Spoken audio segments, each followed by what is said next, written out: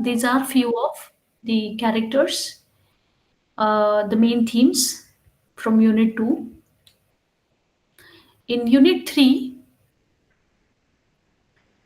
there are some more main themes in Unit 3.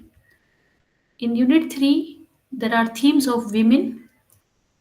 There is a transformation of women's roles, which is clearly a theme during the Enlightenment and the rise of capitalism that provides the important aspect from the socio-economic context and to understand the theme of women, one has to understand it through the enlightenment period of view. The enlightenment period is often which is celebrated for promoting individuals liberty, rational thought and social progress.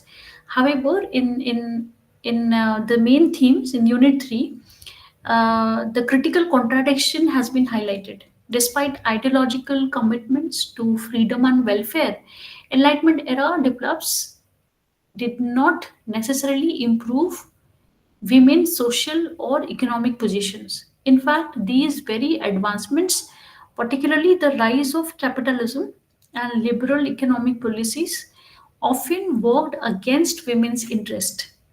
So this is one of the theme.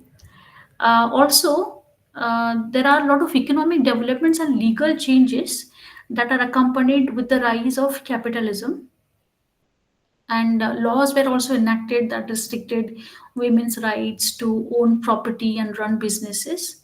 Now, this shift pushed women out of economic life, reversing earlier patterns where women had more significant role in business and production. So there was a structural shift as well from a family centered subsistence economy where women had active roles to a market based competitive economy which formalized male dominance in property and enterprise. Uh, According to the data which is provided by Richard Hookers, there has been incredible amount of decline, dramatic decline in women's business ownership as well. In 1600, women owned and managed about two-thirds of businesses in London, and by 1800, that number had dropped to less than 10%. Now, this stark contrast reflects how women were systematically excluded from emerging capitalist markets and legal protections that had once allowed them for more autonomy. Before industrialization, the dominant economic unity was the family economy, where the household was the center of production, and not simply the individual, but a household. Women participated actively alongside men in both agricultural labor and artisanal or small scale production.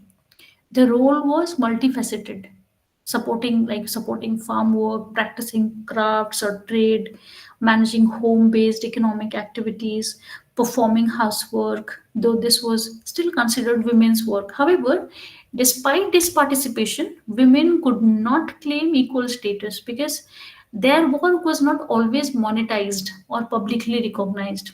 They remained dependent on male heads of the households, both in legal and economic terms. Now, the transition to industrial capitalism and urban market economics that also resulted in disintegration of the family economy.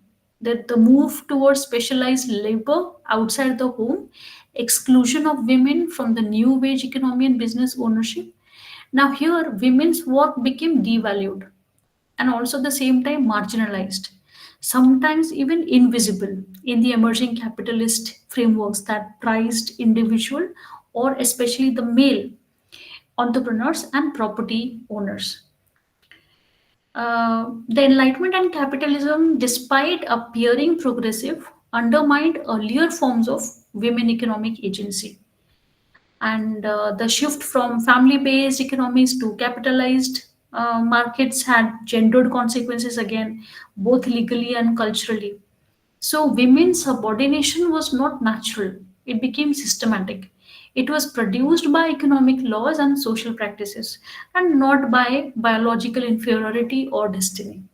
So, this is one of the theme major theme against the the downfall of the women, especially in that period. The second most important theme again came to money and inheritance, money and property, that focused on the income part. Uh, During the late 18th and early 19th century, women lived under severe economic restrictions. Most had no access to independent sources of income and were entirely dependent upon the male figures in their lives, like their fathers, brothers, or husbands. Professions, particularly those offering financial security and social respectability, were firmly closed to them. Moreover, political engagement, public office, and financial autonomy were inaccessible. And this backdrop frames much of Jane Austen's critique of the society in her novels. The occupation of the governess is one of the few that women of the gentry or middle class could engage in without disgrace. However, even this role offered little dignity or financial independence.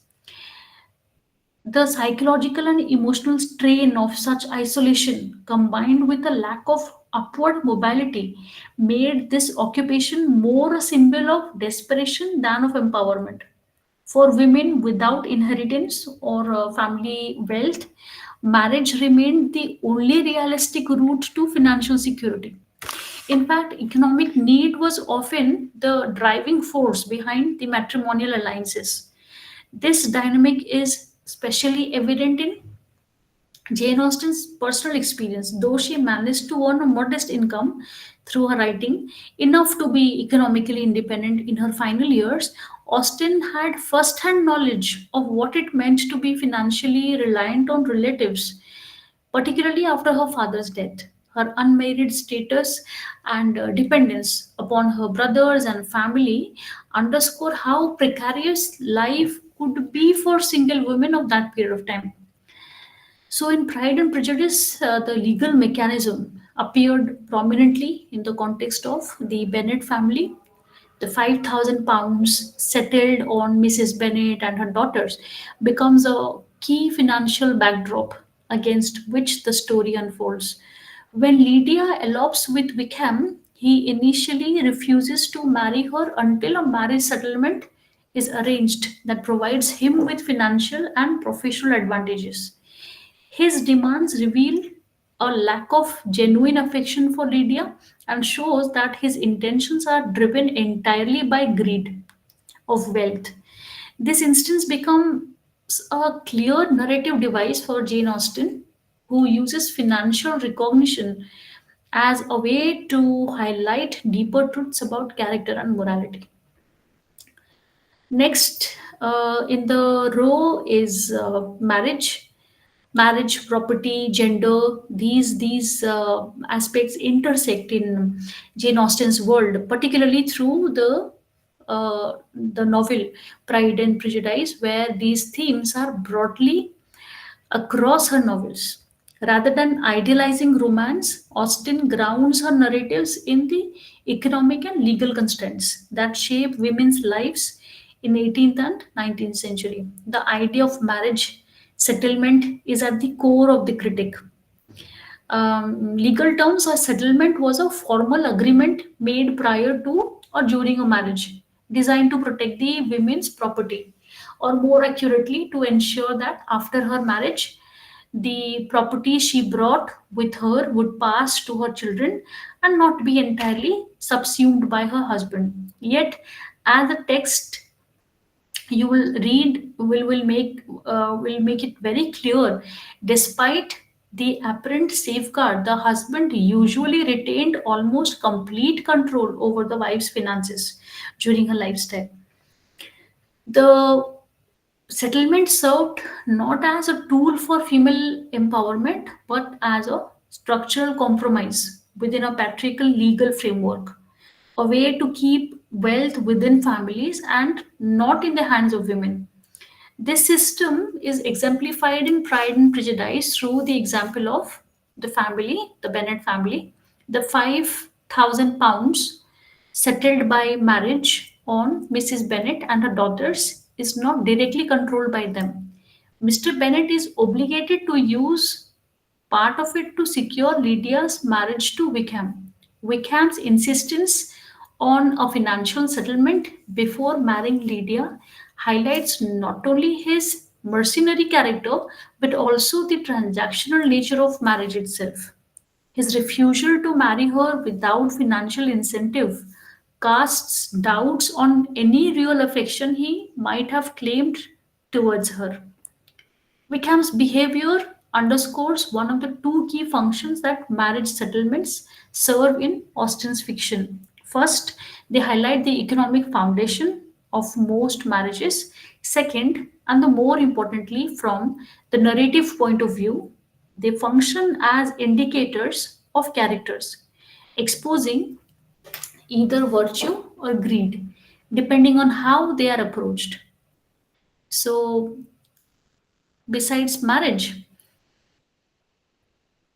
there are other themes which also talks about the historical development of a nuclear family and its place in 18th or 19th century fiction.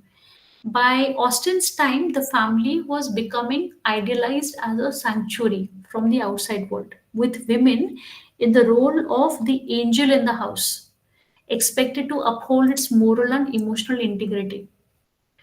Uh, In Pride and Prejudice, the female characters are more complex, more rebellious, and more resistant to the idea that their sole purpose is to serve others through marriage and motherhood.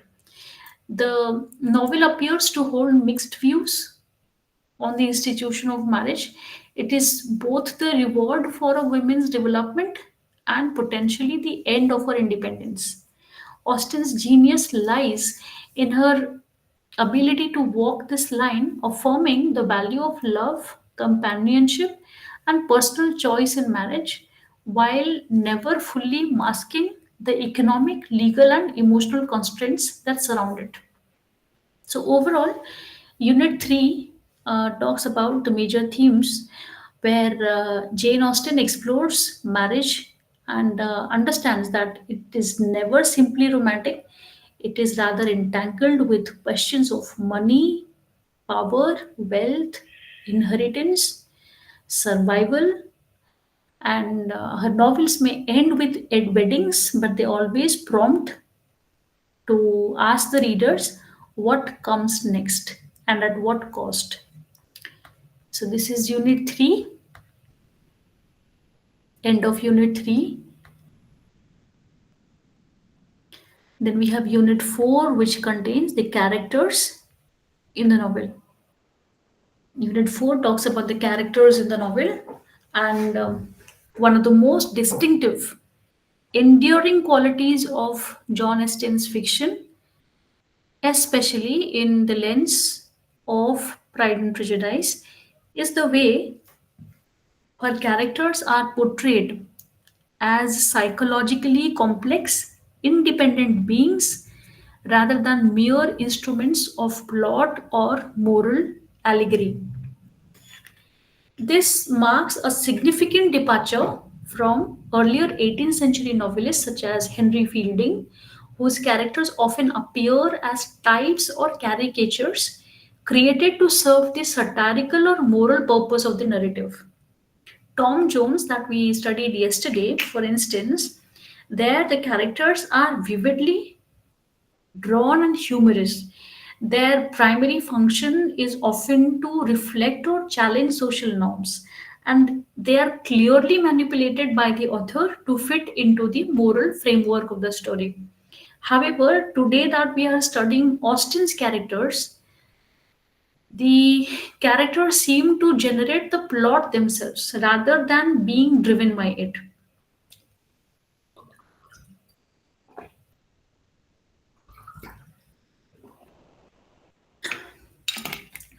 The progression of Jane Austen's narratives emerges from the development of character relationships internal realizations and emotional growth, and not from any external sequence or sensational events. Austen does includes events, for example, elopements, proposals, marriage, inheritances, but these are never ends in themselves. Rather, they're meaningful primarily in the ways they reveal character or provoke transformation. For example, Lydia Bennet's elopement with Wickham in Pride and Prejudice is arguably the most scandalous and externally dramatic incident in the novel. But Austen's narrative does not focus on the suspense of whether Lydia will return or on the scandal itself in any melodramatic way. Instead, the event is framed as a moment of moral revelations. It lays bare Lydia's foolishness, Wickham's selfishness, and crucially, Darcy's loyalty and sense of responsibility, which becomes a turning point for Elizabeth's opinion of him. The elopement functions not as a plot twist for its own sake, but as a vehicle for the development of key characters and the relationships. There's an organic connection between the characters, and the plot is always a part of what gives Austen's fiction its sense of realism.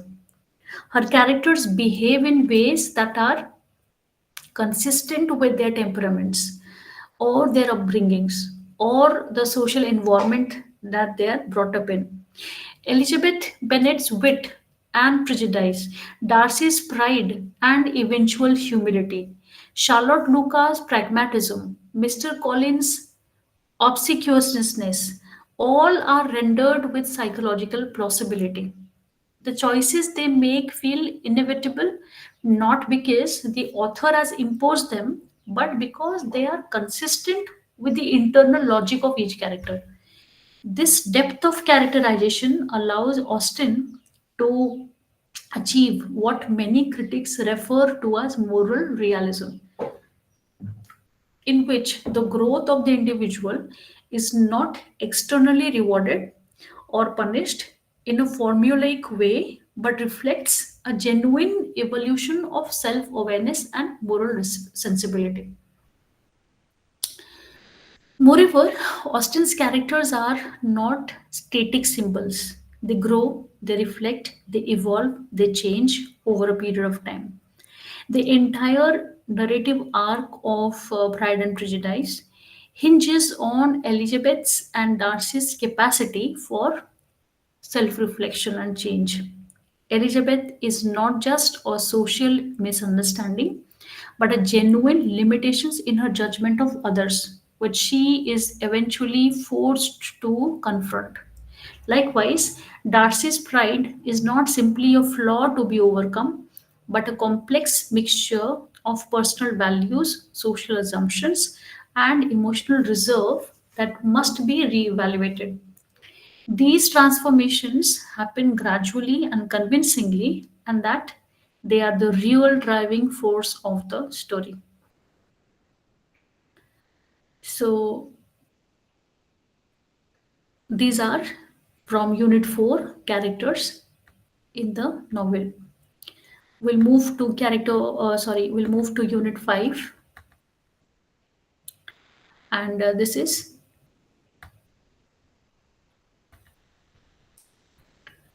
the narrative of Pride and Prejudice.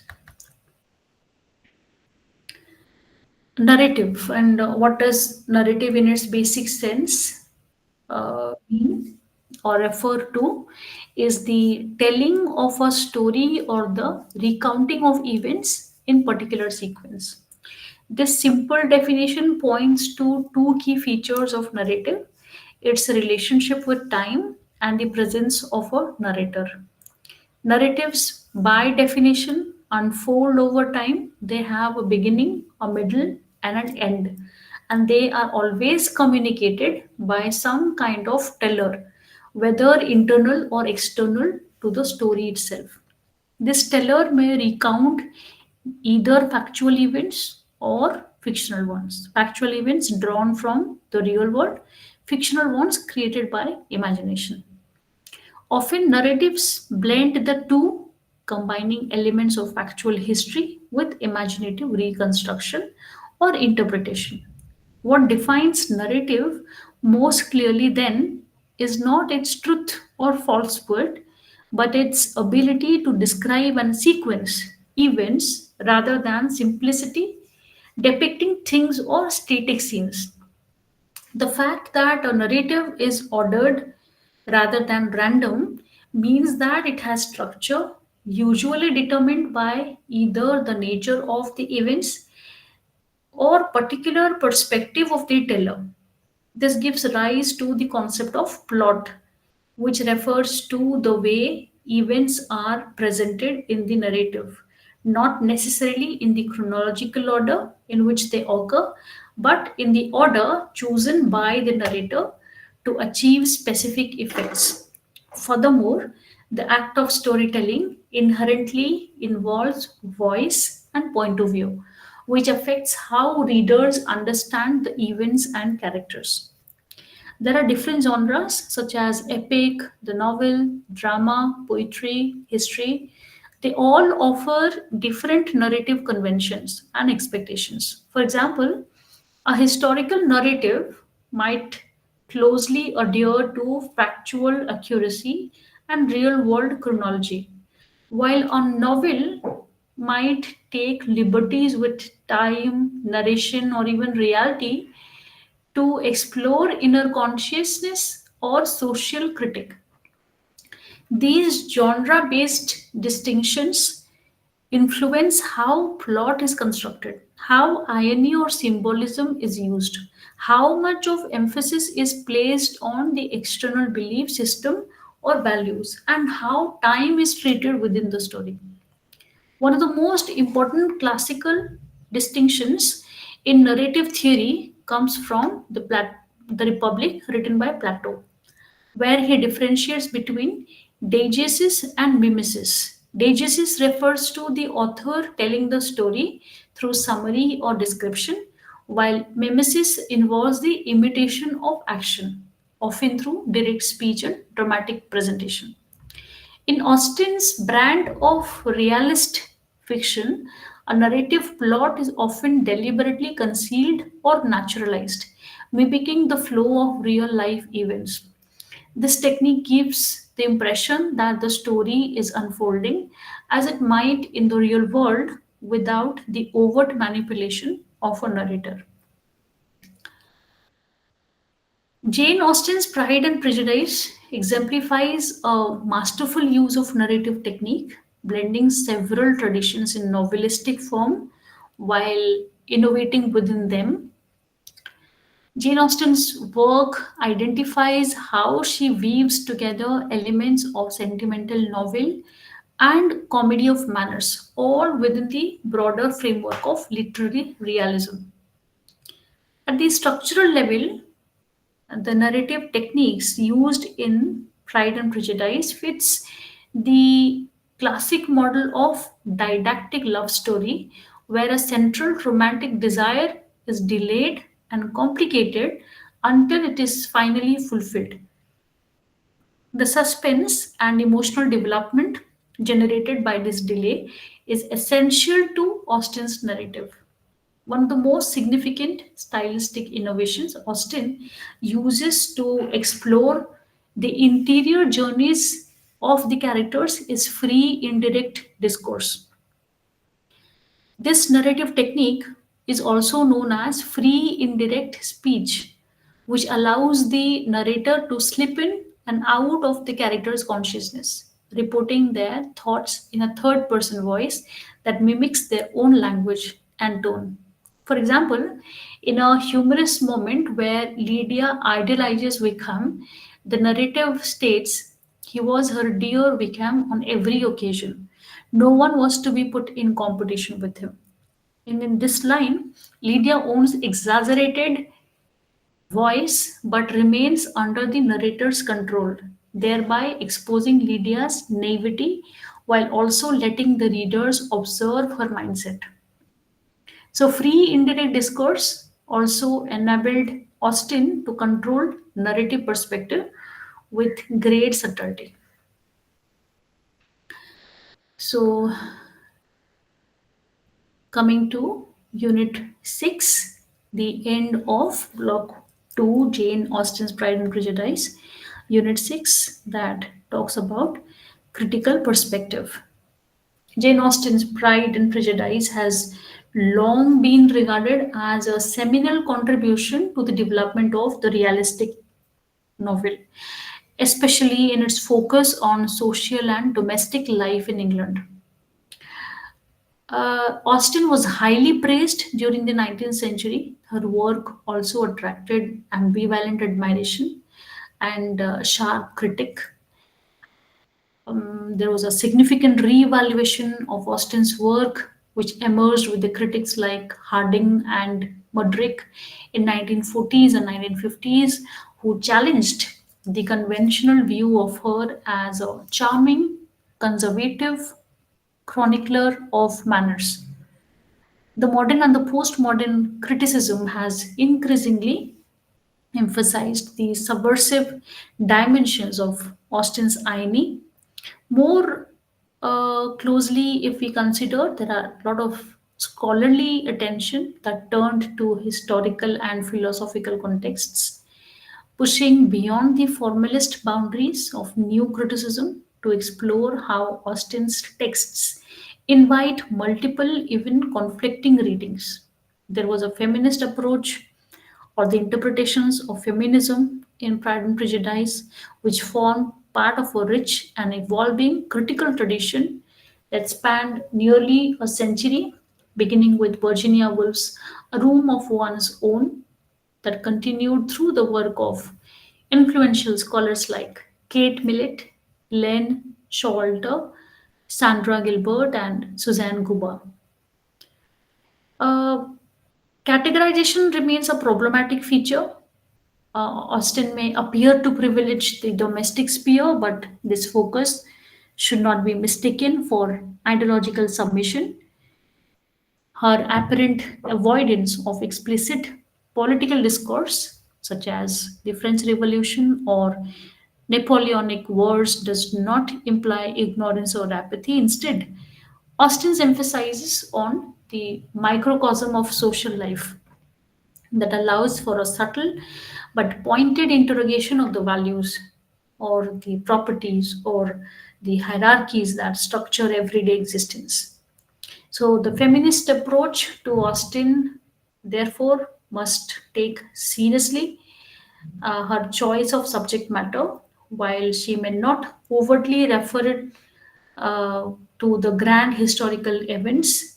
Austen's narrative highlights the struggles for control and autonomy. Critics have often accused Austen of ignoring female sexuality, while although it is true that Austen refrains from direct portrayals of sexual acts due in part of the social and literary constraints of her time, she's not silent on the topic of female desire or transgressive sexuality. So, feminist literary theory also critiques the male biasness of historical writing, which traditionally excludes the domestic and private spheres from its definitions of significance and heroism. Ultimately, the feminist criticism encourages the readers to recognize that gender is both constructed and performed, and Austen's novel offer valuable insights into how such constructions are navigated. So, this is the end of Unit 6 Critical Risk Perspectives. Can take a break of 2 minutes. It's 3:29. Can take a break of 2 minutes and we come back to start with Block 3 Wuthering Heights. There are 5 units and we continue in the next 2 minutes. Please take a break.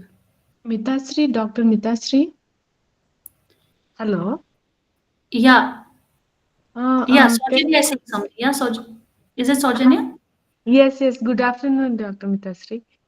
Yeah, good afternoon, Saujanya. Please tell me. And yesterday also we came across a fiction novel, and today also it is a fiction novel. Apart Hmm. from fiction, what is the difference between like these two novels, and how many kinds of fiction novels are there? Apart from fiction, what are all the kinds of novel we can come across in this course?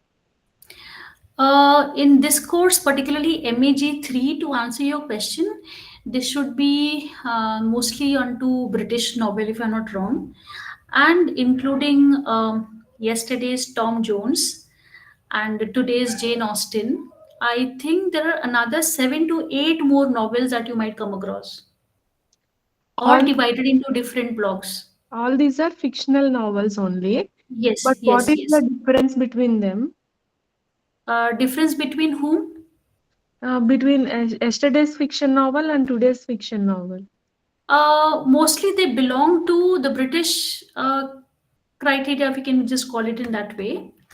And differences would be definitely based on the writer's viewpoint, their character motivation, their point of view, and how they would want to frame their characters, how they would want to develop their plots. So they all have different styles of portraying and or moving ahead or progressing in their novel. One similarity between the two would be the kind of age that they belong to.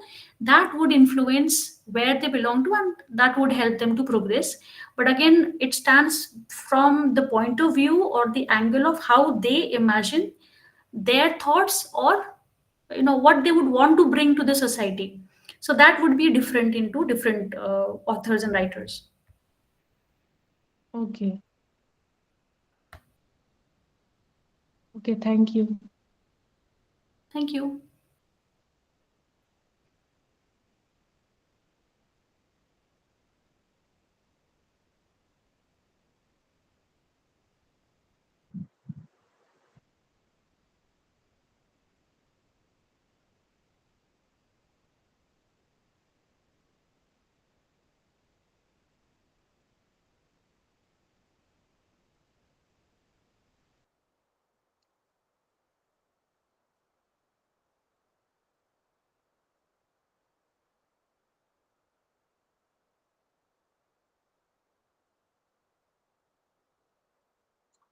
Hello, Dr. Mitashri. Yes, who is speaking? This is Bandana. Yes, Yes, Miss Bandana, please tell me. ma'am, you is cover all the topics. Uh, yes, all the blocks, yes. All are come in the paper. All will be in the paper, yes. MEG-3, all of them. All are important topics. All are important topics, yes. Hello, ma'am. Yeah, Devyani? Yeah. So, while we will be doing the assignments now, I have not started yet. Could you please show some example? Means how it should be done. Means what are the points to be highlighted? If you could show us some samples. Uh, Okay. so Okay. very I helpful. think I got your question. I think yesterday we had this query coming from one of your the participants. I got Exactly how to study, because it's a vast chapter. I understand it's a vast. anything. You just give us examples so that while doing the questions, while solving the questions, Yeah. writing for them, Yeah. means a structure wise means one or two questions, how it should be structured, what should be Okay, so okay. that we can. That's what I was trying to answer your question. If you go to eGyan course, MEG-3 British novel, sample questions are already available. All the sample questions are very direct. You will all receive PDA. It's already there. Sample courses, sample examples on the questions that you are asking are already there. Okay, and how to answer that, probably what I can do is I can share sample answers, or maybe the entire PDF that most of you are looking for Yes, with yes. the office, and maybe they can share that with you. Okay, ma'am. Okay. Yeah, yeah. Okay. Dr. Mitashri, we are in Hyderabad. How can we get those documents? I think only through email. I think only through email, because of course you'll not be traveling from there to here. So the office might be sharing all the details with you. And also, could you please give the overview of assignments as well? Regarding assignments, yes, I think towards the end of the MEG-3 subject, or maybe then only I'll be, if I get something from the office, I'll be able to. Excuse me, madam. Yeah, Sukanya and other candidates here, I think you might have a lot of questions, but can they wait till the next 1 hour so that we can finish at least one block? Yes, ma'am. Yeah, please have your questions ready. We will take each one of you questions in the next 1 hour. Okay, so Yes. let's begin. Let's begin with the next block.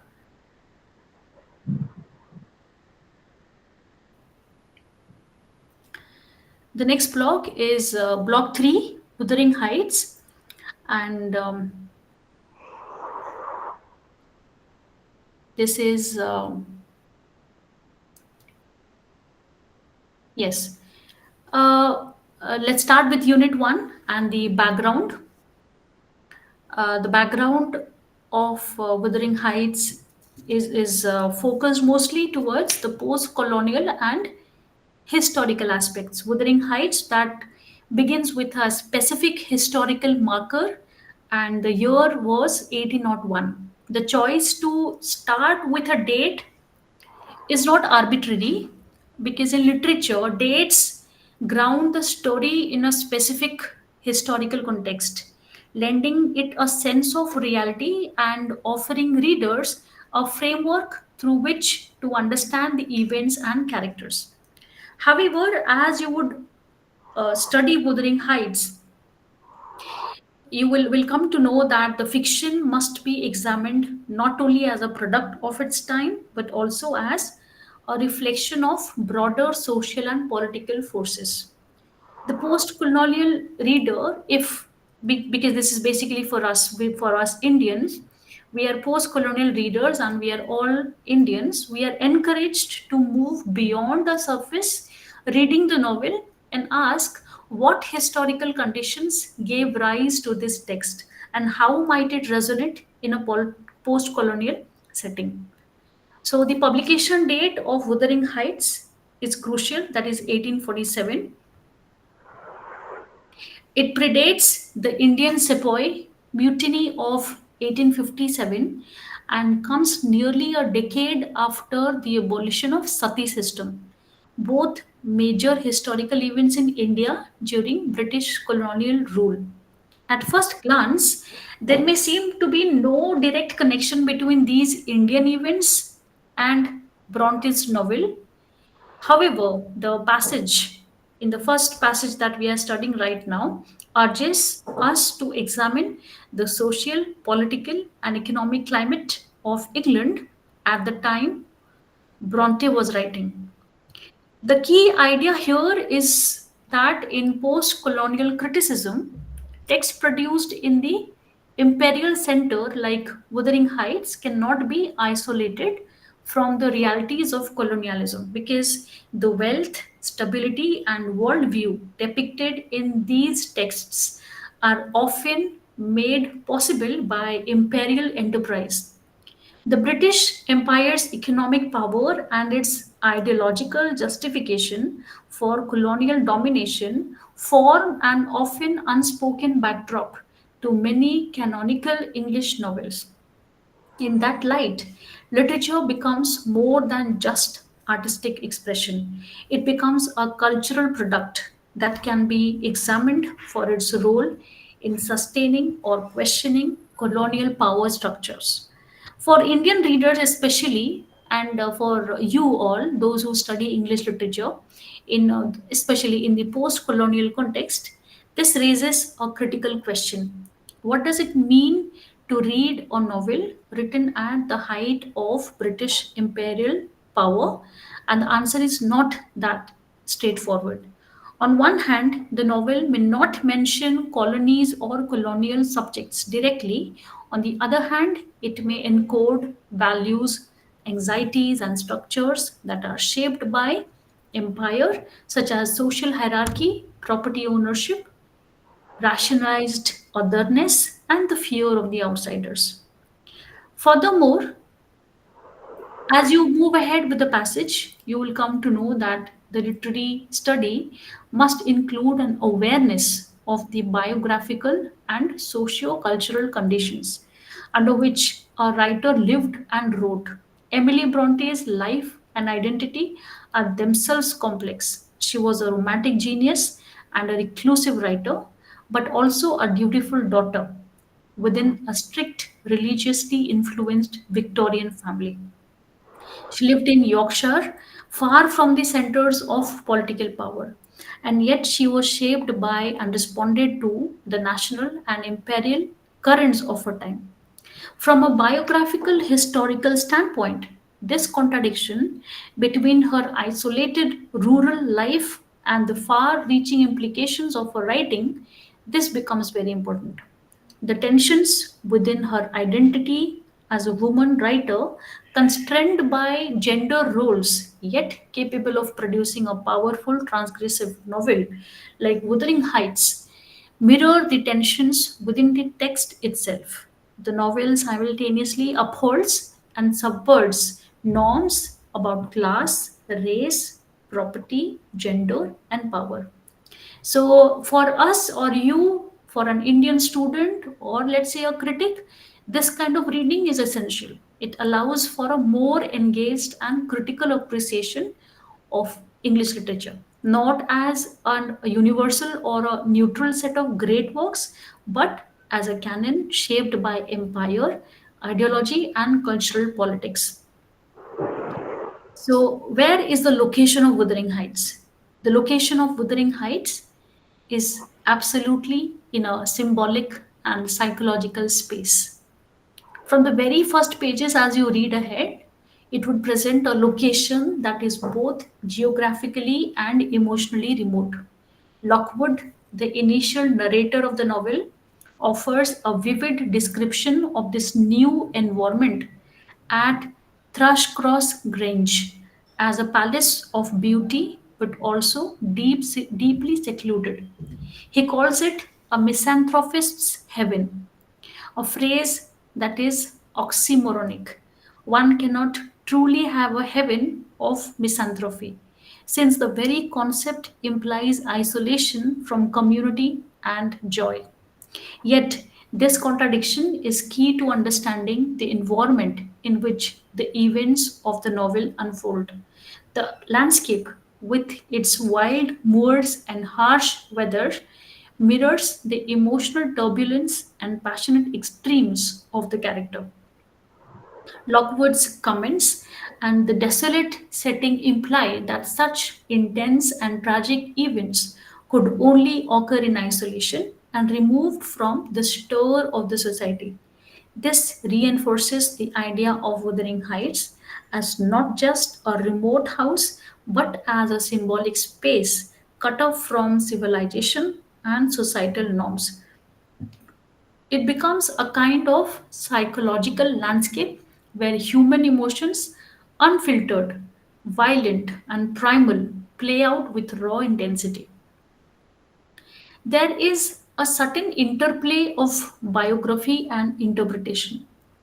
This emphasizes the early biographical readings of Emily Bronte herself, the character of the author with the characters that Emily created, particularly given Emily's own reclusive lifestyle. She was seen as shy, lonely, and introverted, and this personal image was used to interpret the dark, intense, and often brutal elements of her novel. A review published in the Athenaeum in 1847 reflects this attitude, calling Wuthering Heights a disagreeable story and associating the novel's setting with inhospitable regions of England, where people like trees are dwarfed by their environment. This analogy powerfully ties the setting to character, suggesting that the harshness of the land breeds harshness in human behavior. The brutality of the characters, especially that of Heathcliff, is thus portrayed as both a reflection of and a product of the wild moorland surroundings. There is a critical reception and early interpretation in this passage where you will find the early critical reception of Wuthering Heights was sharply divided.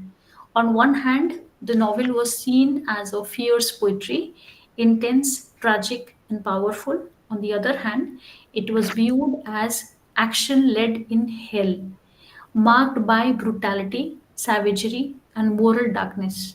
Critics were disturbed by the violence of passion, the breakdown of moral order, and the lack of confronting resolution. At that time, novels were increasingly being judged not just as entertainment but as moral instruments, vehicles for proper values and instruction. Wuthering Heights challenged this view by offering no easy moral lessons, no clear heroes or villains, and no triumph of virtue over vice. Instead, it presented a world of extremes driven by forces of love, revenge, and power that were unmediated by social conventions.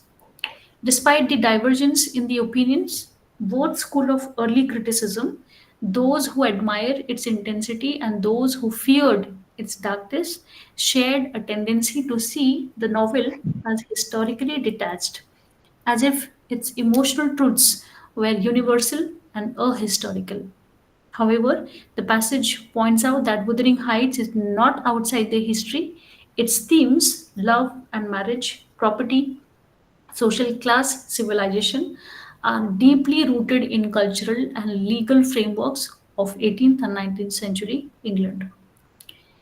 There has been an evolving reading of the novel. Over a period of time, critical interpretations of Wuthering Heights have shifted dramatically.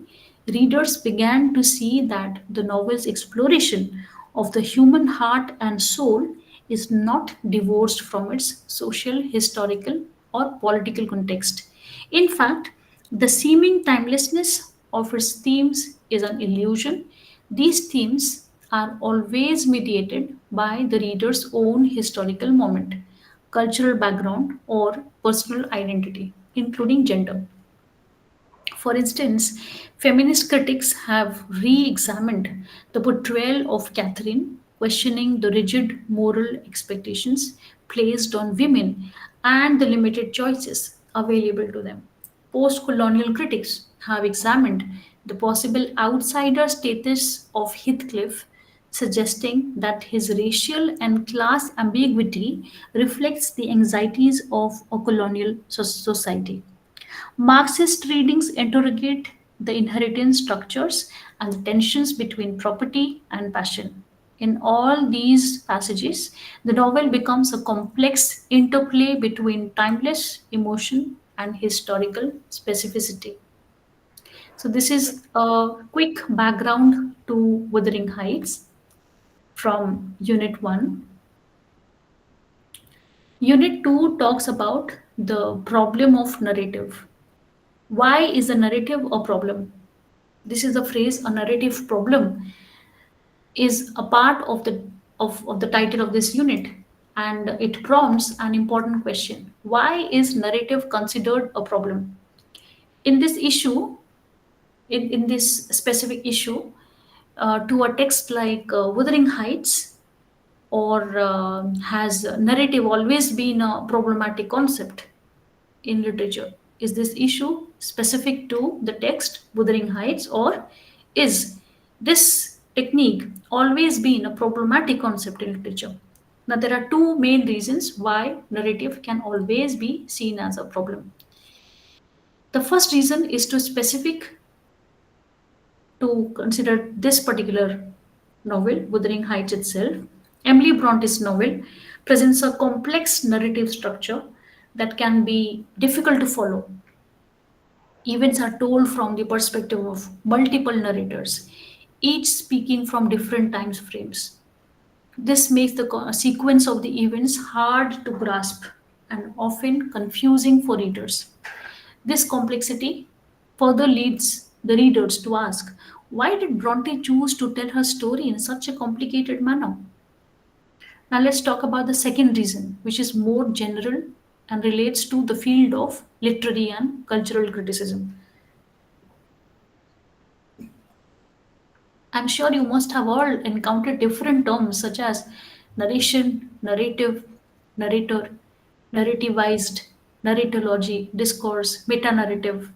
These terms are used differently by critics depending on the context, and they are all part of a broader scholarly discussion about how stories are told. Today, storytelling is no longer seen as a simple process involving just a storyteller and a listener. Instead, it is understood as a complex activity, which is influenced by the writer's choices, cultural and ideological forces, how the audience interprets the story, and etc. Modern critics use terms like problematic, problematize, etc., very, very carefully.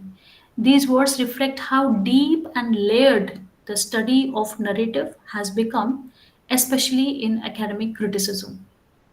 So, the narrative is considered a problem because Wuthering Heights uses a complex, layered, and non linear storytelling method that challenges traditional narrative forms.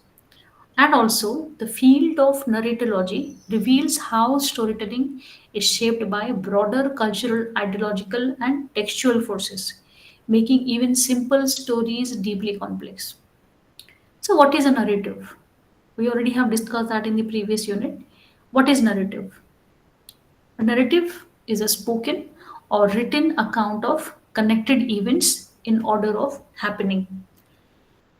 There are other definition. For example, a definition by Gerard Jennett, which describes narrative as the representation of an event or sequence of events, real or fictitious, by means of language, and more particularly by means of written language. This emphasizes that narrative is sequential and inherently a form of storytelling. Narratives are not limited to literature. We encounter them in everyday life. For example, news reports, advertisements, comics, poems, novels, plays, conversations, interviews, jokes, even a tombstone inscription tells a mini narrative of a person's life. There is a French critic, Ronald Barthes. He expanded the concept of narrative and he mentioned that narrative is present in myth, legend, fable, tale, novella, epic, history, tragedy, drama, comedy, painting, stained glass windows, cinema, comics, news items, and conversations. According to him, narrative exists across all cultures, times, and societies.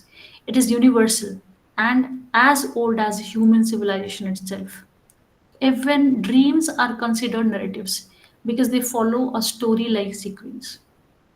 Narratives are not just innocent or neutral forms of storytelling, they reflect the values, beliefs, or ideologies of the society they emerge from.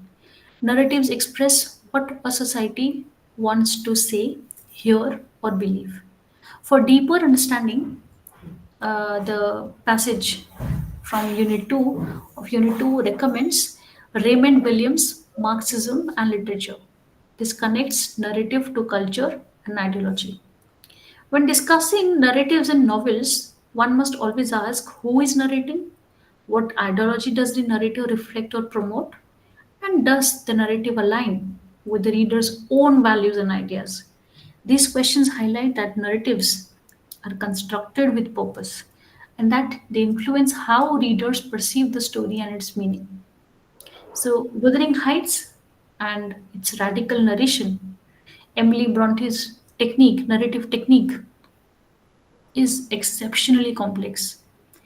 There's a radical departure from the more straightforward, linear storytelling styles of her time. She uses multiple narrators, layered timelines, and unreliable perspectives, making the narrative structure, although innovative and experimental, but at the same time complex.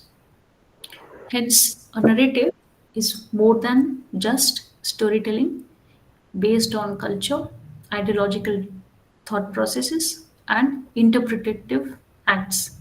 Wuthering Heights exemplifies the complexity and richness of narrative structure. Now, the next question is, who is the narrator? The question, who is the narrator, is far more complex than it first appears. Unlike many novels that have a single clear narrator, here Emily Bronte chooses, like we already discussed, layered narrative structure that includes multiple narrators. This deliberate complexity challenges the reader to critically assess not just what is being told, but who is telling it and why. The narrative problem begins even before the story starts, with Emily Bronte herself. She did not publish Wuthering Heights under her own name, but uses the pseudonym Alice Bell. This decision was not simply whimsical or for harmless pleasure, as was once assumed, but rather a carefully constructed strategy shared with her sisters Charlotte and Anne Bronte, who used the names Curer and Acton Bell, respectively. Victorian society, known for its rigid gender roles and moral codes, often dismissed or harshly judged works written by women, particularly if those works challenged and societal norms. The Brontes feared their literature might be trivialized or unfairly criticized because of their gender. Therefore, they chose ambiguousness, masculine names, which allowed them to present their work more anonymously and be judged on its literary merit rather than their identities as women. There is an outsider narrator, Mr. Lockwood. The first narrator that we meet in the novel is Mr. Lockwood, a relatively minor character in the overall plot, but an essential figure in the novel's narrative framework. Lockwood acts as the initial lens through which the reader views the story. He's a visitor from the city, unfamiliar with the customs and emotional undercurrents of rural Yorkshire life. As such, he is both an outsider and a representation of the reader, curious, distanced, and often bewildered by what he encounters. However, Lockwood is not a trustworthy narrator. His language is pompous and artificial and filled with social cliches, and he frequently makes misjudgments about the characters and also the situations around him. For example, he fails to recognize the true nature of the people at Wuthering Heights and brings his own preconceptions into every interaction. This makes his storytelling unreliable and subjective. His detached and sometimes dismissive tone underlines how conventional society often misinterprets or fails to understand genuine emotions and passion, which are central to the novel's deeper conflicts. Lockwood's narrative is full of misreadings, misconceptions, and while his story is engaging, it is also filled with bias and lack of emotional insight. His inability to connect with others. Sometimes he's also seen in his flirtation and rejection of potential relationships. This mirrors his failure to fully grasp the depth of the tragedy unfolding at Wuthering Heights. His role, therefore, is not just to begin the tale, but to highlight the limits of a conventional Victorian viewpoint, which Emily Bronte subtly critiques. There is Nellie Dean, who is an insider narrator. The bulk of the story is narrated by Nellie Dean, the housekeeper who has spent nearly her entire life between Wuthering Heights and Thrushcross Grange. Bronte uses a narrative shift from Lockwood to Nellie, a significant and deliberate decision. With Nellie, the novel moves from external observer to the intimate insider, someone who knows the families, the setting, and the history deeply. Nellie is a first hand witness to most of the events she recounts, and she plays an active role in many of them. Her storytelling is vivid, detailed, and rich with emotional texture. She speaks with a sense of immediacy, as though the events happened just yesterday, which draws the reader closer to the heart of the drama. However, Nellie is not a neutral observer. Despite her closeness to the characters and the events, she carries with her a set of moral and social values that affect the way she interprets and presents the story. She often claims the role of a moral guardian, judging the characters, especially Heathcliff and Catherine, with a tone of self righteousness. So there is a radical narrative structure, multi layered narrative structure, and representing a radical departure from the third person narration. And this is done deliberately, distancing the reader from the core events, filtering them through two narrators, each with their own limitations. So Bronte invites the readers to be suspicious of certainty and to question what is true. The truth of Wuthering Heights is not handed to the reader, it must be uncovered and unfolded and unearthed, interpreted and understood through conflicting perspectives. This is from Unit 2, the problem of the narrative. We come to Unit 3, Gift of God, Heathcliff. Unit 3, Gift of God, Heathcliff. The introduction to Wuthering Heights, often with her deeply ironic and symbolic moment. Mr. Earnshaw's presentation of Heathcliff to his family.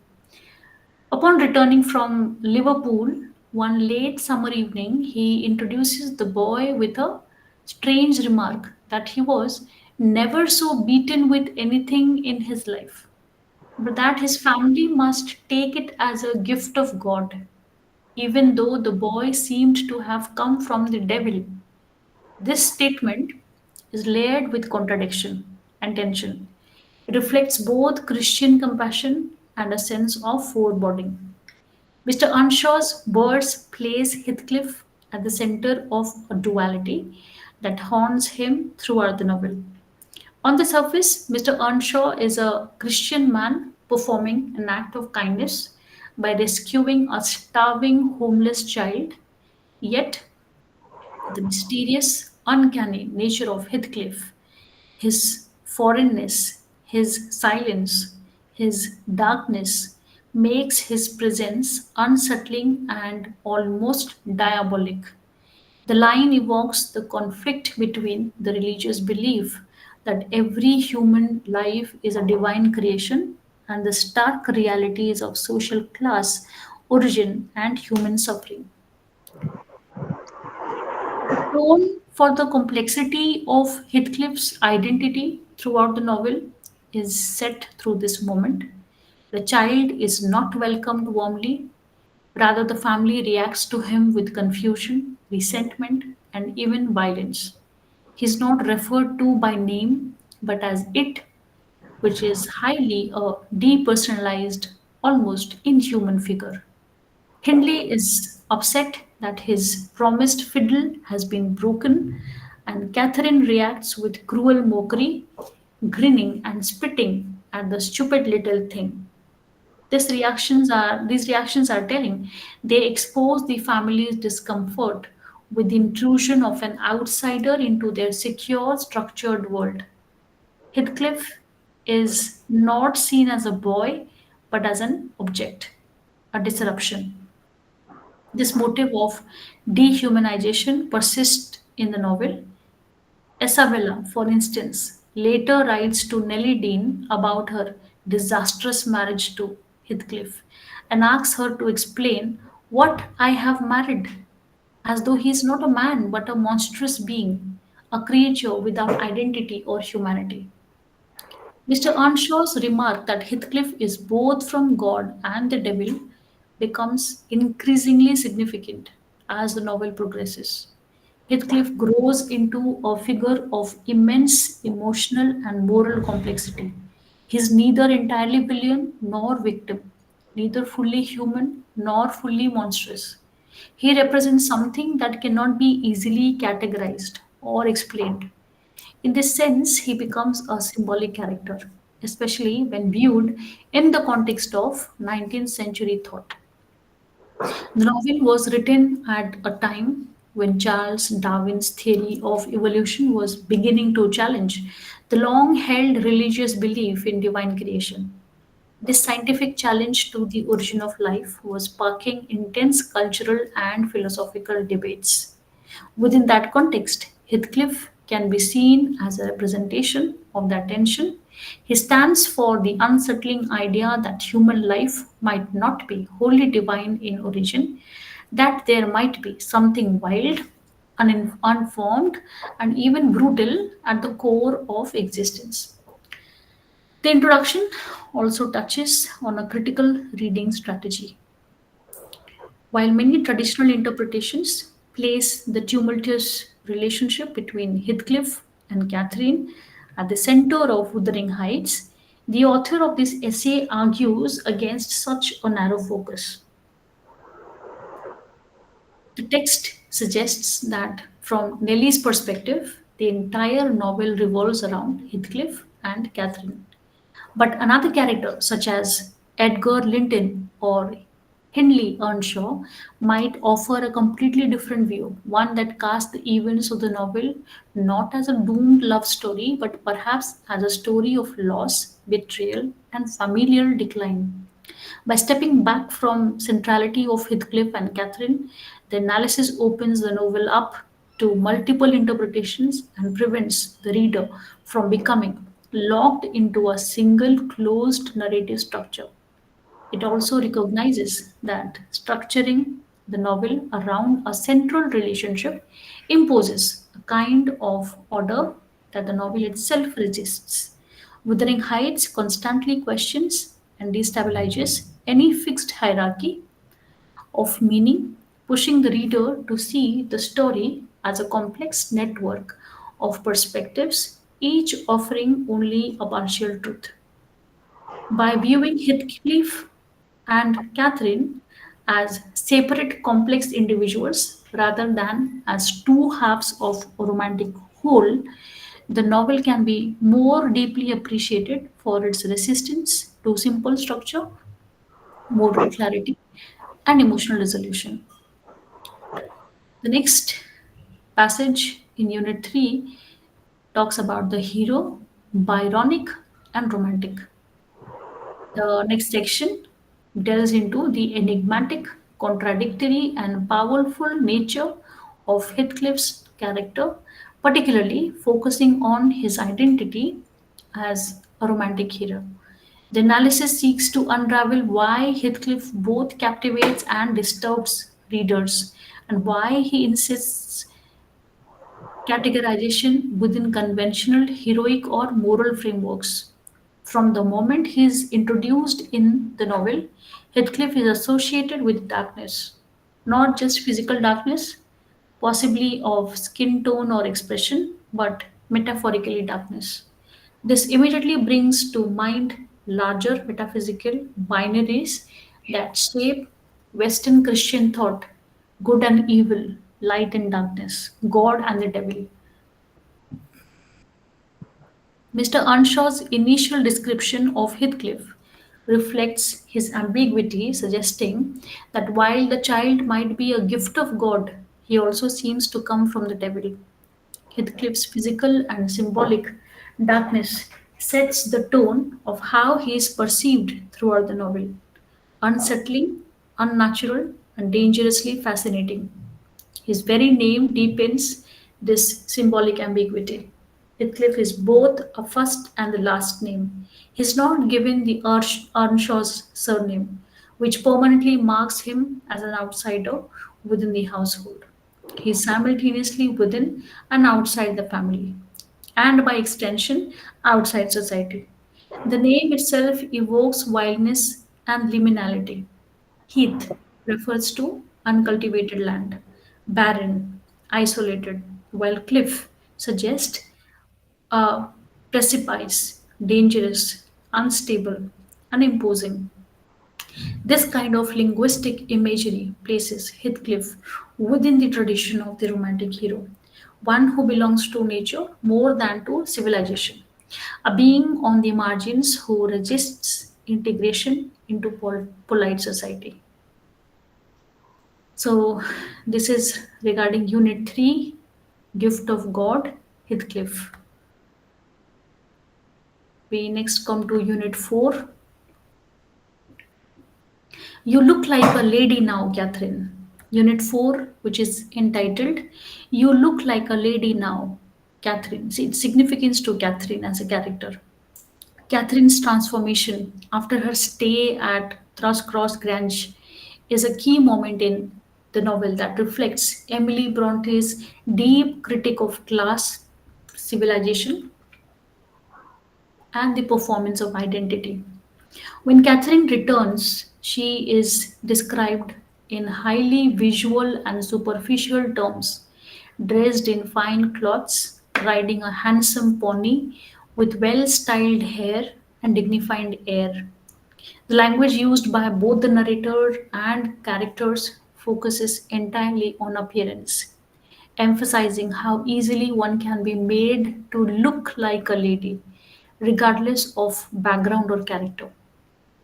This signals that being a lady is not necessarily an innate quality but a social performance, a costume one can put on.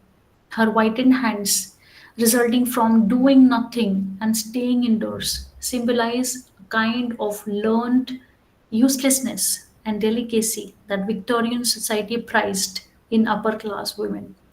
These symbols of refinement are contrasted with her former wildness at Wuthering Heights, where she roamed the moors freely with Heathcliff, unburdened by the expectations of class and femininity.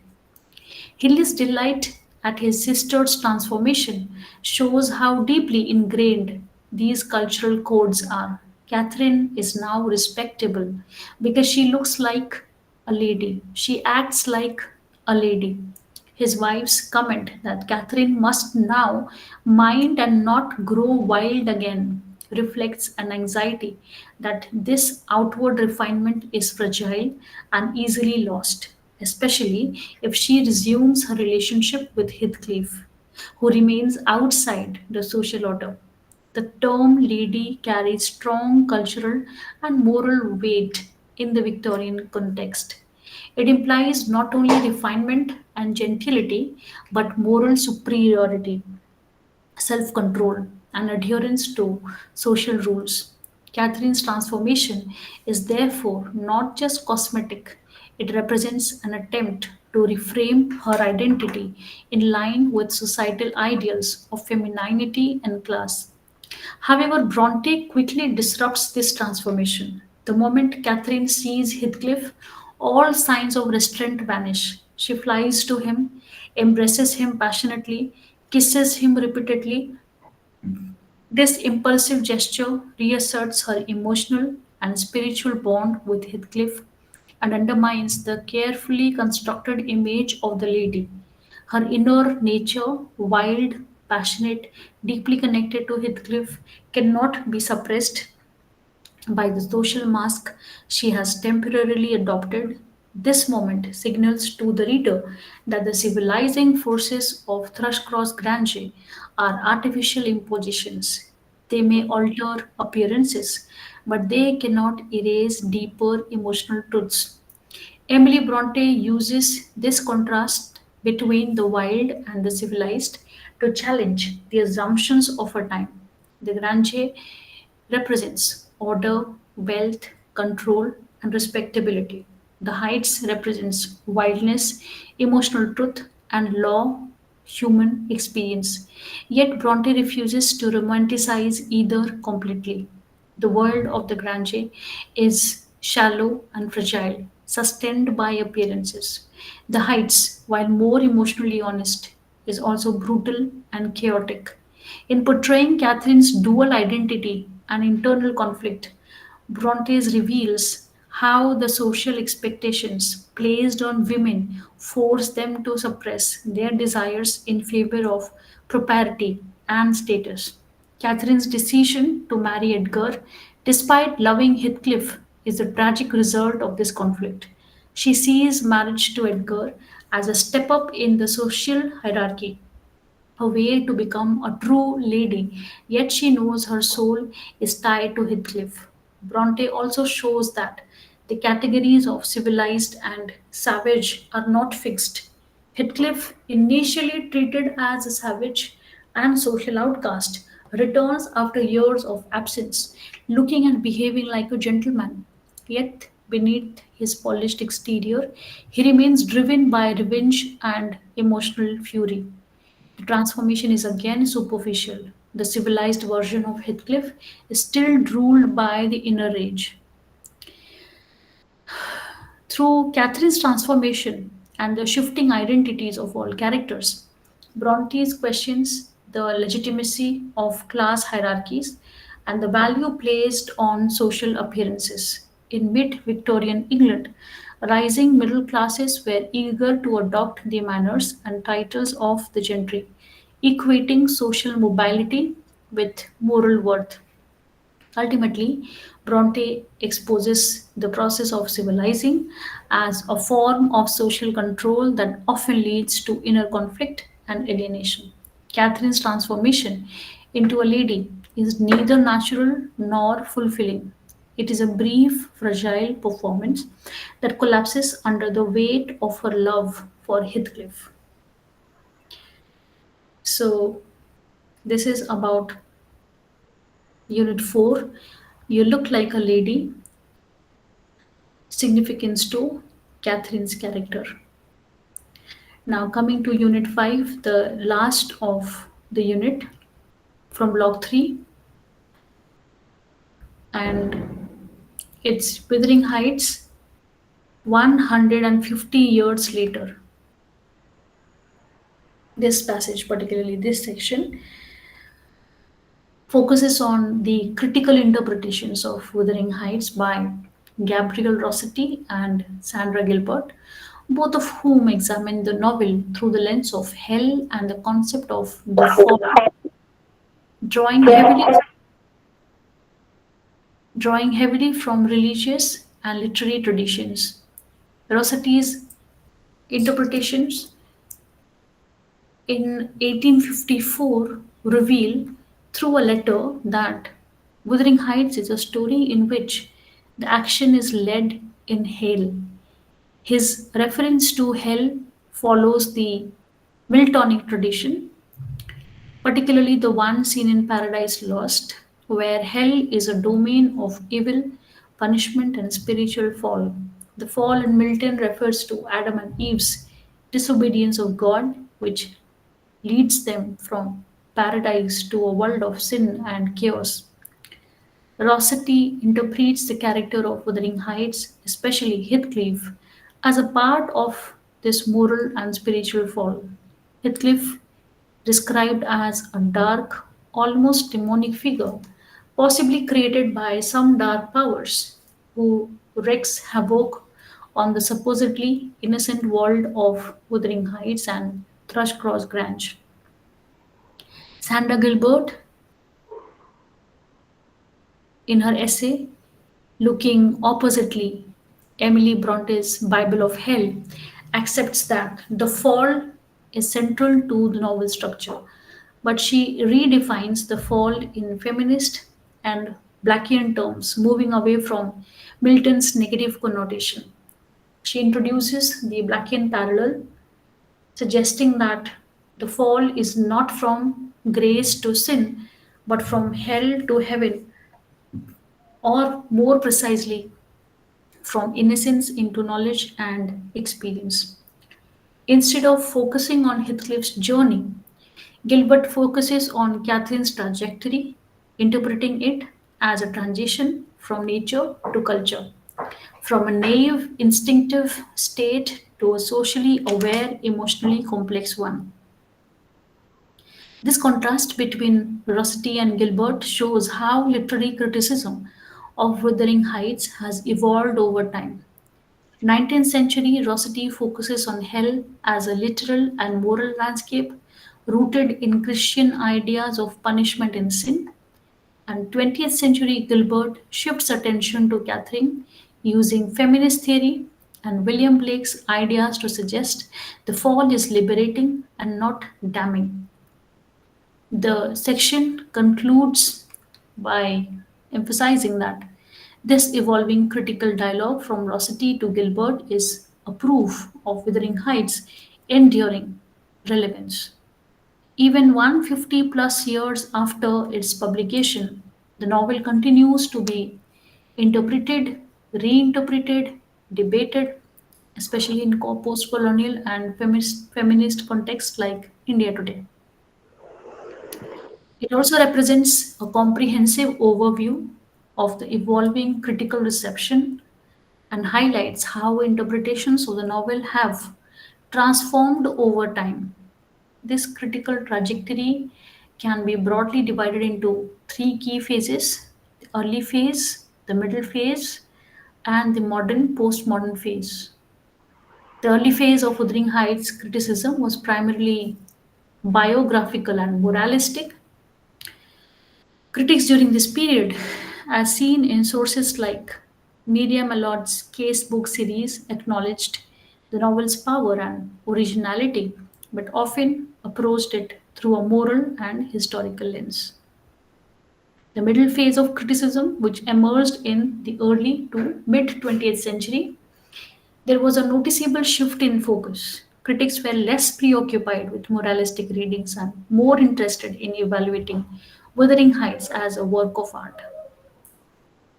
And as the literary theory developed further in the second half of the 20th century, a third, more intellectually diverse and dynamic phase of criticism emerged.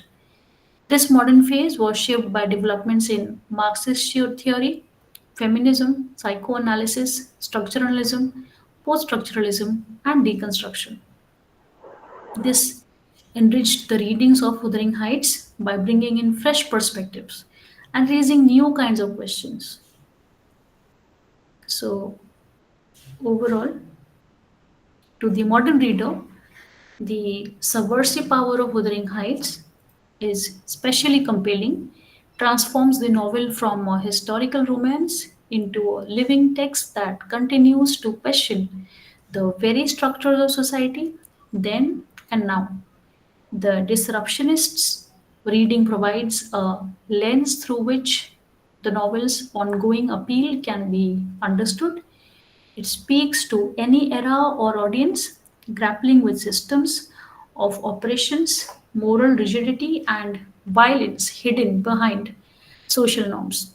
Heathcliff and Catherine, in their suffering, passion, and resistance, become timeless figures who challenge us to interrogate the values we inherit, the roles we accept, and the boundaries we refuse to cross. So, this is done with today's session. Yeah, the block is over. So, I think tomorrow we we uh, we carry on with block 4, Charles Dickens. Block 4, Charles Dickens, Great Expectations. Hello, ma'am. Yeah, hi. This is who? Bandana Sharma. Yeah, Pandana. Ma'am, please send PDF on Telegram group. Okay, first of all, Vandana, I am not in any group as of now, but I love to share the notes with all of you. Yeah. And I think I'll directly reciprocate to the office because that happens through a proper channel. So I will share all the notes to the office, and maybe the office will share back to you, all of you. Ma'am, when? I'll talk to the office and let you know. Dr. Mitashri, Yeah, Saujanya, just a second. Am I answered? Have I answered all your questions, Vandana? Yes, ma'am. Okay. Yeah, Saujanya, please tell me. what is the difference between a narrator and author? Narrator and an author. Yes. Yeah, let me just keep this question open to all of you, and let me first listen from all of you, and then maybe I'll be able to answer it. Yeah, who tells the story is a narrator, who writes the story is an author, is my basic understanding. Absolutely, yes. This is the basic understanding, yes.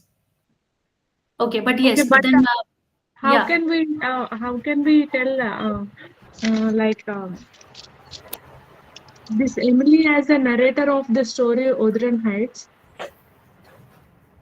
What makes her to be come believed again as the a last narrator? part, please. Would you like to repeat the last part?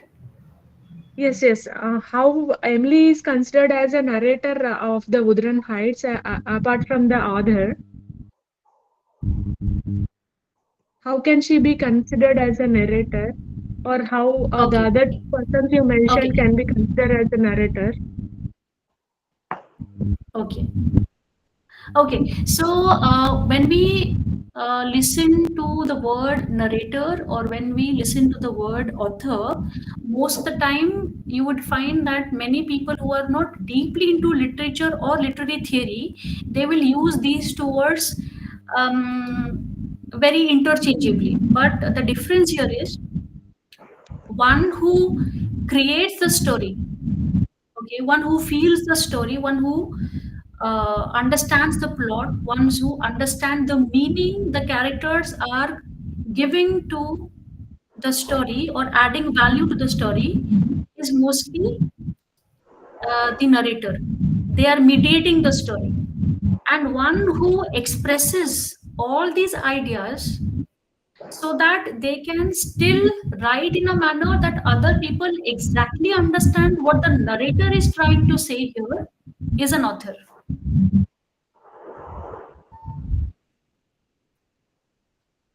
Can you please Yeah, Saujanya? elaborate with an example? Can you please elaborate with an example? Okay, so let me say, okay, so what do you think? Emily Bronte is a writer or a narrator? She is a narrator. No, she is a writer. Here, that is where I was giving you an example. So she has already created the characters, right? In her book. Okay. So now these characters, they feel something so deeply and they are expressing that in their context, in their situation, in their circumstances, whether good or bad. Okay. Now, what the author is trying to do here, the author is exactly understand the narrator's viewpoint and trying to disseminate the same knowledge to other people around. Who is narrators in this story, Wuthering Heights? Oh, Who are I think narrators? Sojana, you were not paying attention. That means, how many narrators? Let me ask this question to rest of you. How many narrators could you find in the book, in the novel? How many narrators? For Two There is an mainly. internal, there is an external, right? And you would have, if you have heard that clearly, they were non-linear situations. They were back to back, a several layer of narrators there, isn't it? So they are all expressing their point of view, isn't it? Yeah, okay. I think Payal has raised hands. Yes, Payal, please. Yes, ma'am. I was trying to say that, like, we have an author for Pride and Prejudice. We have Jane Austen. She's an author, if I'm right, right? She's not a narrator. She has written the book to. Yes, she's an author. She's an author. Yes. Author, right? Okay, Hmm. that's what I wanted to say. Yeah, yeah, yeah.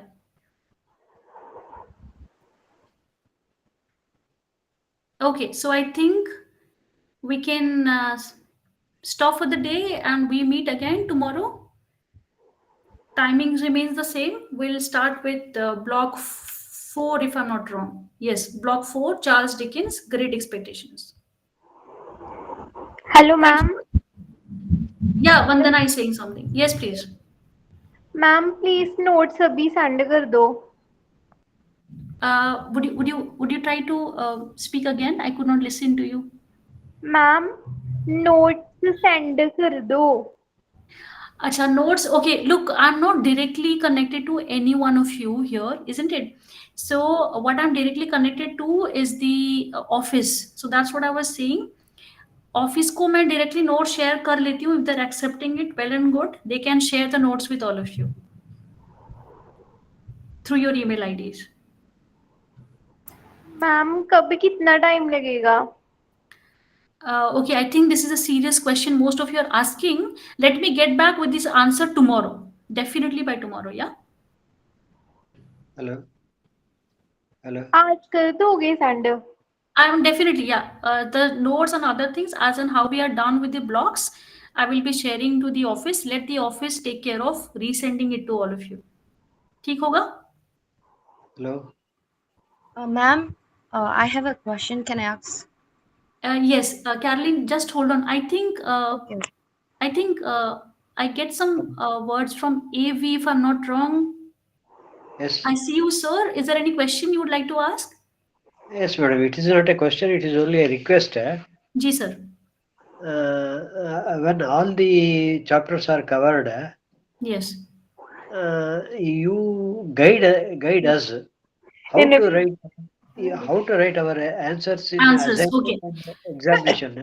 I got Like it. I got it. introduction Yeah. of the author first, Hmm. then author's works second, then how Okay. to continue in what steps we have to follow. Okay. You have to guide us, madam. Okay. At the Okay. last, Before okay. that, I got your question, sir. Thank you for that question. Before anything, I request all my students here to please read books, to please read the novel. In that way, only you will understand the characters better, and it all depends on the interpretations. That is the first thing you would want to help yourself with writing beautiful answers. Because the way you would enter into the mind of a narrator or any character is best known to you. And yeah, दिखा Vandana, ना I'll come back to you. Yeah. So the first thing is that. Second thing is I am going to share the notes with all of you. Are you all clear about EGAN Kosh MEG-03 British novel? That site, egankosh.ac.in. Are you Yes. all aware about that? Yes. No, Okay, all of no, you are aware about it. Okay, good. I'm not So aware of that. in that collection, you will find there are 9 blocks. Okay, those who can see that, you can see there are 9 blocks. In each of these blocks, if you take an example of block 1, Henry Fielding, unit 1 to unit 8 is there. We have covered yesterday all of these. So, for example, if you click on unit 1, okay, you view the PDF, you get the entire write up. Yes. What I understand and through my experience, most of the time students want only direct questions, important questions and their answers. In that way you will only be doing a Well, lot of we disruption have to towards the prepare, subject. we have to prepare answers for that only. Come again, sir. We have to keep our answer in that order only. uh, Answering the question is No our answers. Yeah. Okay. Okay, I understand your question, sir. So in unit 1, by chance here, I do not think there are any questions, the one I was just talking about, but you will check with other units. Towards the end, there are important questions, and most of the questions are very direct from the passages. So okay. you have to read the novels. You please give a thorough reading of the passage, and with that, I will be able to help you with the notes. So Okay. all the three combined, you will be able to write down your own answers. I request you not to by heart any of these because it will, there are too many things. So you better feel, you better understand and write it in your own words. You can Okay. definitely pick the PDF for words or phrases which best suits your emotional connection with the characters or the plot, can definitely do that. But I request, do not please by heart. In that way, you'll not do justice to the subject. Okay. Yeah. So my responsibility here is I will be sharing the notes like Bandana also asked for, and most of you are asking. I'll share the notes to the office, and then towards the end, in the all the PDFs, you will find important questions, very directly related to the passage. Okay. Okay. Thank Okay. you. Yeah. Thank you. Okay. Vandana, I hope that helps. Yes, Okay. ma'am. Okay बाकी कब तक होगा ये थोड़ा मैं पूछ के ही आपको बता सकती हूँ वंदना. मैम आप नंबर दे दो मुझे अपना. Sorry, that is not possible. So, but then I'll ensure you get the notes in the right way. Niharika Chakravarti Ashmita. Ashmita, you have any quick questions? Let's finish this. Yes, Dr. Matashri, I wanted to ask, will we have any discussion sessions later? Because currently I have not read the book, so I Mm-hmm. am not able to connect, or I'm not able to understand much in detail. So Yeah. let's say I read the books, and later can we have a discussion session on it? I think that is a bit not possible because books are best read in your own free time or leisures. So what I can suggest you is Hmm. whenever you have a free time, maybe you're traveling to work, or maybe you are somewhere or the other, you are calmly sitting down, or doing nothing. Just pick any of these books. These books are actually available online as well. Yeah, So you can yeah, I read saw these that. books, yeah, and try to understand the connections. Okay, please have your own interpretations. This is very important. How you see the characters, how you see the themes. Okay, and then the technical aspect of it, the technical Hmm. aspect, I mean the author's point of view and how authors are actually writing or presenting their points. That part, my responsibility, I'll be sharing the notes with you so you can relate with that, you can write beautiful answers. Okay. Yeah. Okay. Yeah. Niharika, Thank you. quick questions so that we are already late, we are already late. There must be the next teacher out here, I'm not sure about it. Hello, ma'am. Actually, my Yeah, question was something with regard to the previously asked question itself. yeah. Actually, there are some novels that I've already read, and I have been Okay. reading them. But actually, some of them are really, long in a very lengthy manner. So, is there Mm-hmm. any way to just how to do it? Because we have to finish a lot of novels in 1 year I as well. understand. Yeah, Niharika, here's the catch, I'll tell you. So if you really love reading and you read out of pleasure, so however lengthy it is, it does not matter. But I understand because you have time periods, A time time, yeah, constraint. Yes. timelines, yeah, time bounds things. So here, what I could suggest you is maybe you can, how do we do that? As a teacher, I should not be suggesting you this, but maybe if we can just make notes out of whatever is available online, probably, or for just Okay. that way. Actually, that's Yeah, but that's where my trouble comes because I really like these books. I've read some, out of pleasure already, but yeah, there are Mhm. like just time constraint was the question I was, trying to. I Ma'am, understand. I But understand. it's okay. I'll Yeah, just finish them later. Thank you so much. yeah. Okay. Thank you. Devyani, yes, Devyani, jaldi se. Devyani, you've raised hands quickly. hello, ma'am. No. Ha, Devyani. No, I'm not taking Devyani's call anymore. Devyani. Yeah, Vandana would be the last one to speak, and then I Ma'am, will ma'am, leave this you have classroom. handwritten notes. I have what? You have handwritten notes. I have handed. No, not handwritten notes. IGNOE content. IGNOE content material you have. Ignore e-content is already there, and basically what the notes that I will be giving to you are in a very simplistic manner. How the ignore e-content has been written in a very simplistic manner, I would provide notes to you so that you understand it better. The content remains the same, context remains the same, but the language or the structure, the pattern is different. That is it. Handwritten. No, not handwritten. Ma'am आपने खुद बनाया notes? Vandana, can we have some really meaningful questions so that we can end it? The notes are based on research, years of research. Okay. Yeah. Okay. Thank you so much. Good evening, all of you. Have a good night. Thank you. Thank you, ma'am. Thank you. Thank you. Thank you, ma'am. Thank you. ma'am. Thank you. Thank you, ma'am. Thank you. Thank you, ma'am. Thank you so much. Thank you. Thank you.